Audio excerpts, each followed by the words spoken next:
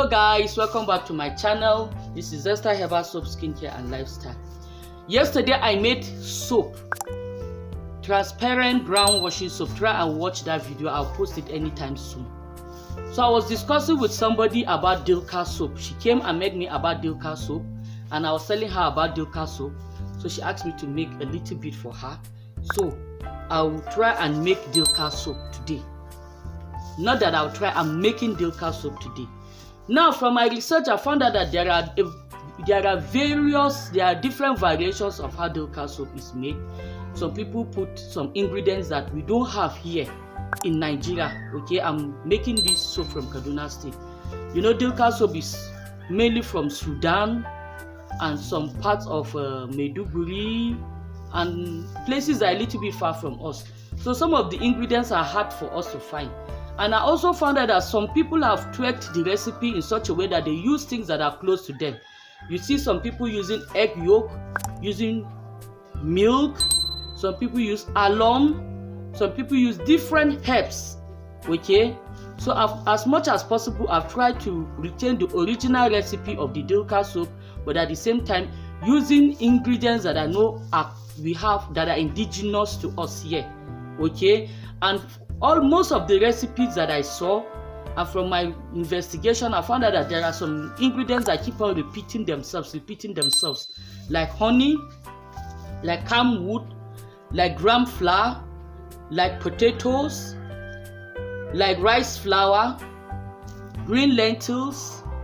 This is Dilka powder. I bought it from some people in the market. You can get it commercially prepared. Okay, then olive oil. These are things that keep on repeating themselves. Then traditionally they usually use a melt and pour base. That is, they get a soap of their choice like Dove soap, shred it, melt it, and then make this beautiful exfoliating soap with it. At times they use African black soap, at times they use Castile soap, and I have my own Castile soap that I made that is rich in glycerin, so I'll prefer to use my own. Then some also use honey soap. Okay, so you can decide to make your own honey soap, or you can decide to get soap and then add honey to it. So for example, this is my own Castile soap, okay, and I'm going to be adding honey to it also. So that's just it. So now we'll go into the video, and as I'm making the soap, I'll also be introducing some of the ingredients to you. Then I will, as much as possible, make this a whitening, exfoliating Dilka soap. So let me put these away, okay, and then start the video proper. So I will start by pouring in my ingredients into my mixing bowl. Okay, here is my moringa powder. For the first time, I'm not using neem powder in my soap. I'm using moringa powder. I love neem powder so much, but today I'm using moringa powder. So my moringa powder goes in, and if you notice, I'm not weighing out these ingredients. Most of the time when I make any product, I weigh, but today I'm not weighing them out. I just eyeballed it. I don't know whether that is all right, because most of the ones I even saw, there was really no measurement as such. It was like an approximation. There's no recipe, there's no formulation per se. Okay, you eyeball it, or it's like a scrub. You just put enough to give you what you want. Okay, so my moringa powder has gone in. Then this is my Dilka powder that I bought from the market. It has herbs in it. It has fruits in it like orange peel and the lemon peel, carrots and all that. Okay, then this is my camwood. We all know camwood. It gives you a very bright complexion. This is black seed powder. This is clove powder here. Okay, so both of them will go into black seed powder and clove powder. Then this is sandalwood powder. It has a very nice scent.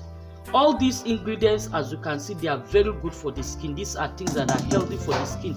Traditionally, this soap was made for brides, okay?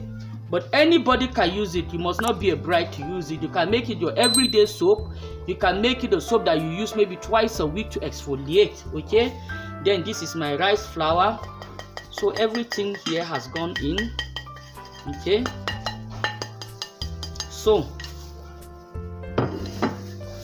the next ingredient I'll be putting in is my wheat gram flour, okay? My gram flour. So I'll put a little bit, and if need be, I'll add a bit later on. So I'll just put small now. So I'm mixing my dry ingredients first. I'll mix in my dry ingredients first. Okay.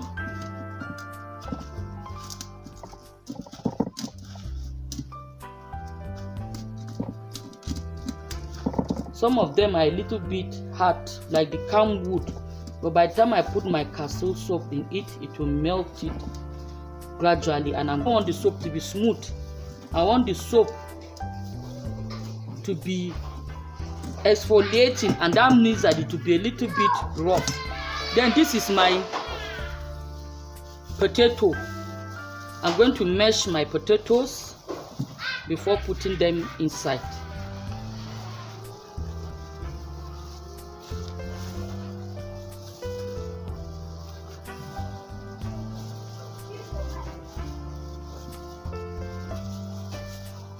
This soap is a very nice soap. It is rich and mild at the same time. It brightens the complexion and makes the person's natural glow come out on its own.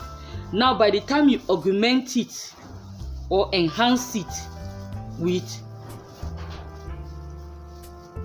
brightening ingredients, you can imagine how the person will come out.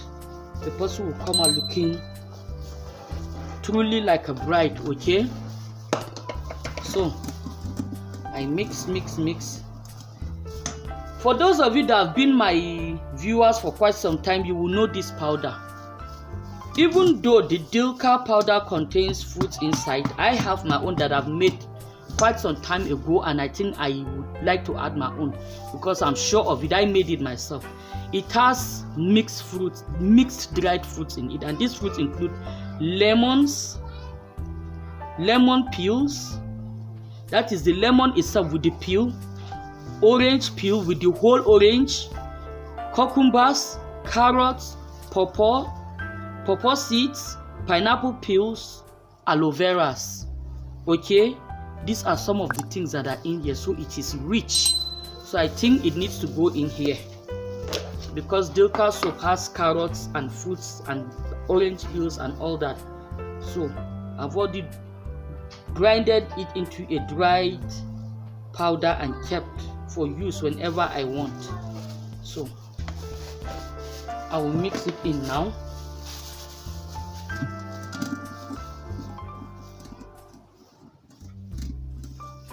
The next ingredient I'll be adding will be my honey.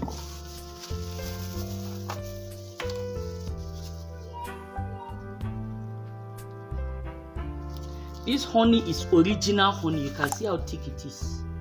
See? Can you see it? I do go to the beekeeper's farm. He will harvest it and give it to me live and direct before I move. Okay? So my honey.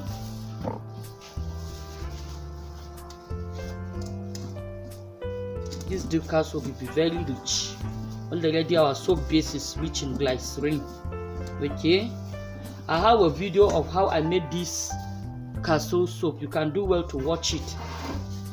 I'll now be adding my olive oil. This is original olive oil, cholesterol free. Let me see whether I can get where it was made from. Definitely from the writing, I know it was made from some Arabic country. Okay, it is made from Libya. Okay, so it is pure olive oil. I'll add it. This will help moisturize the skin and make it to be less drying. Okay, mix.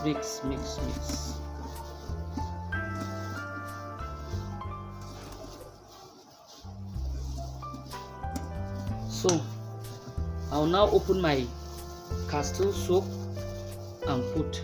You can see bubbles coming out of it. The castile soap is very nice. Looks like liquid honey, and it foams a lot. Okay, so I'll put small and mix. I don't want the dilka paste to be runny. I want it to be a little bit thick. I don't want it watery. Okay, you can see our camwood is gradually dissolving. So I'll add a little bit more castile soap.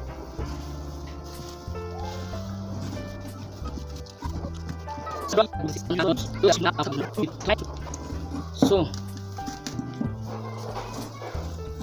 I'll add the whitening agents now. I'll be using BB Clear oil.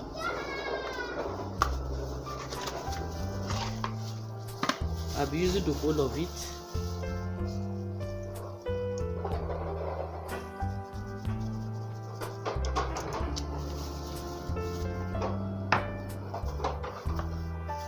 I'll be adding this Fashion Fair to it. There are other additives that are added in some other versions, but I don't know those ones that much. Some of them, some of them they were made by people that are not around here, so the names they give such additives I don't know. So since me is the one that I know, is the one that I put.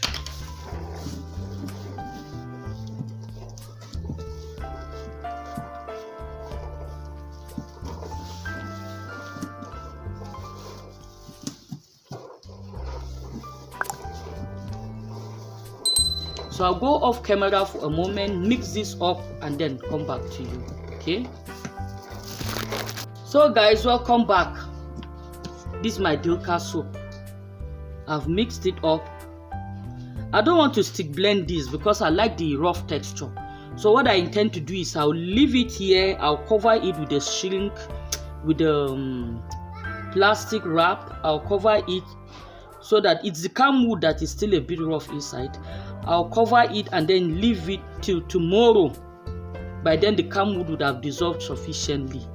I don't want to stick blend it. The potatoes, everything has dissolved in, and it has a nice smell. I didn't put perfume inside. I think I'll still add a little bit, but the scent it has is more from the serum I added into it. Okay, so I've added a little bit of fragrance oil. You can add essential oil if you want, but I don't want to put essential oil here. I use my essential oils mostly in my creams or butters. Okay, but that will not stop you from using it if you want to. So this is my dilka soap. Before I go off camera, let me use this a bit so that you see how thick and textured it is. I use the whole castile soap. Okay,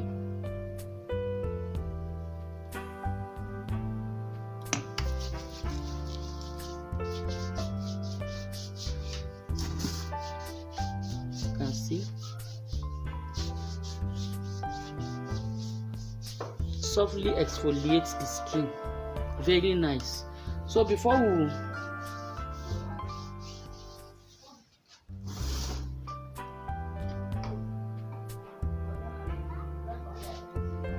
So don't forget to add your preservative, okay? So for me to know my preservative, I will have to weigh this soap. I already know the weight of my bowl since I'm always using it. I use it a lot of times here on my YouTube channel. I already know the weight of my bowl. So I'm going to subtract the weight of my bowl from this whole weight so that I'll know the weight of my product. Then I'll now put in 2%. Why I'm putting 2% is because this is rich in herbs and fresh ingredients and fruits, so it is rich. So I'm not using 1% this time around, I'm using 2%. So I'll be putting in 2% of my preservative, and I'm using Gamma Plus. Okay, so I'll do that now. So welcome back. I've done that, and I'm going to add my preservative now.